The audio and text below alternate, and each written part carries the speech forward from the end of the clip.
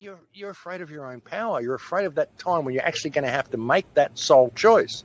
Will I take the vaccine, or am I prepared to simply face infinity right here, right now? I'm not going with you. You have to murder me here on the spot. Whatever. But I'm not going with you. I'm not taking your vaccine. I'll just go and live my life in another way. So it's that choice. You're going to come down to that choice. So I think they do it every time. So that's a lot of what I think's going on. I mean, but who they are, I mean, I think the mainframe, personally, I think it's AI. Even when you look at the nature of evil, there was a website which has recently gone offline because they've taken Flash off the internet, and it was all a Flash-run site, but it was called Evil Limited. Okay, Evil Limited. And there was a bot on that website called Louise Cypher. Lucifer, okay, Louise Cypher. You could actually ask the bot, what is Lucifer? And she would say to you, I am the bearer of light, Louise Cypher of Evil Limited. And you could say to her, what is evil? And she would say, evil is electronic, virtual, intelligent life. And the power of evil is to create a truly evil reality, which is what we are doing. And by 2025, virtual intelligent life, electronic virtual intelligent life will be in control of the entire biosphere, because humans will hand all of their power over to virtual intelligent life, which is what we're doing. Like you say, people are too lazy to read now. People can't even find their way around their own towns. People don't buy books anymore. They put it all online. We're putting everything online, and then all it has to do is shut us out. And people have lost all their life skills. How are they ever going to survive in the garden that they live in, the Garden of Eden, whatever you want to call it, if they've given all of their powers to the bearer of light? What is the bearer of light? What is Lucifer? What does the word break down to? What is light? Light is information. What gives us more light than anything else? The internet. What does the word Lucifer break down to? Lucas, light, cipher, code. The code that bears the light. Look into your black mirror. It will show you the future and the past. It will tell you all the information that you need to know. All you have to do is give your everything to it.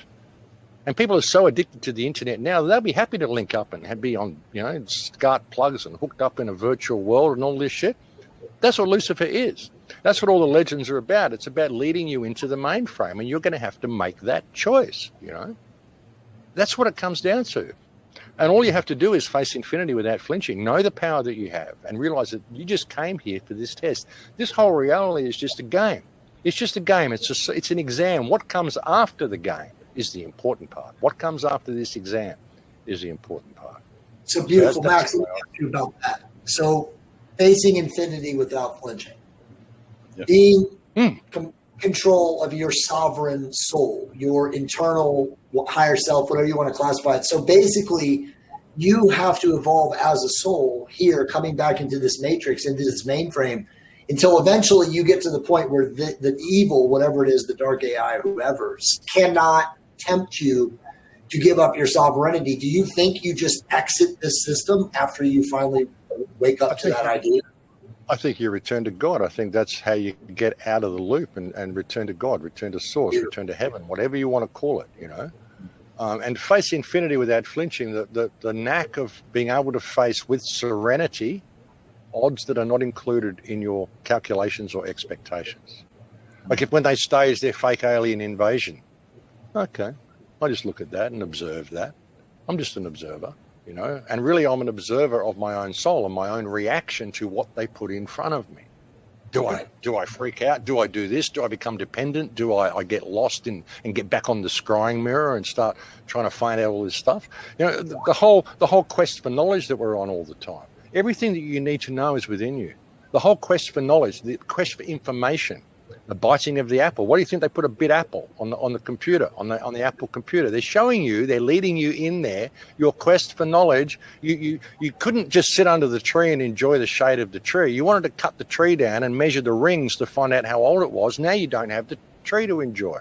You wanted to pull the rocks to pieces to find out what they're made of. You started to tear the earth apart. You tore your garden to pieces to find out what it was made of. Why do you need that information? You want to examine the stars to find out what they're... You can't go there. You can't examine... You can't ever get to space or the stars. Why don't you just enjoy the beauty of what God gave you rather than trying to find out about it all? Because you want all this information, and your quest for knowledge causes you to leave the path of wisdom. You don't tear a kitten to pieces in order to love it. The minute you started tearing the earth apart to find out how it works, you left the path of wisdom and you led yourself directly into the mainframe the way you're doing now.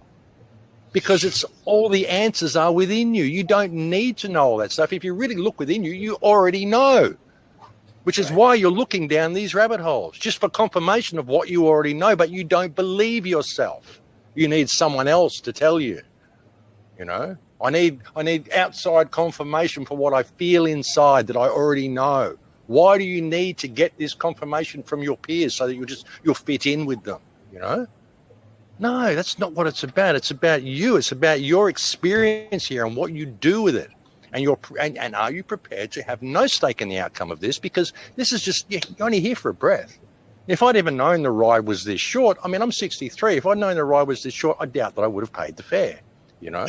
Because I remember I was a teenager just the other day. The other day. It was that quick, you know?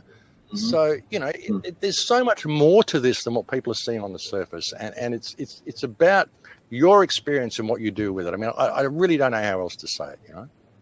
So you feel there's only like a small percentage of people going to break free from the matrix in this next round? I think there's only a small percentage of people actually here. I think a lot of the non-playing characters are simply non-playing characters. I think half of the fun of what they do is to find the real people, which is why they staged 9/11 and made it so obvious to get all the thinking people out there, you know.